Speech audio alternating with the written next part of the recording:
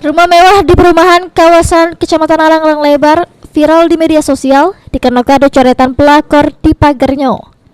Warga jadi penasaran dengan rumah pelakor ini sampai jadi perbincangan.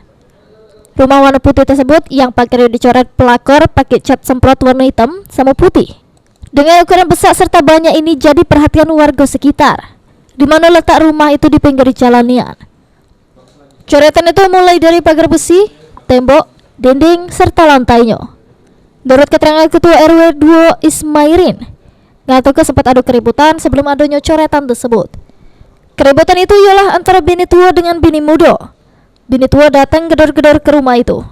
Ketua RT sudah menengahi masalah ini, tapi belum tahu mana kelanjutannya. Ketua RW nambah kalau penghuni rumah itu uangnya tertutup, tidak pernah bermasyarakat, serta tidak pernah keluar bersosial dengan tetangga lainnya. Memang sebelum itu timpa ada ribut. Sempat ada keributan. Jadi ada kata istilah peristiwa bini tua bini muda. Yang timpa siru lagi itu sampai PRT itu langsung ngedor dinnya kan dari pagi dia tidak keluar kan.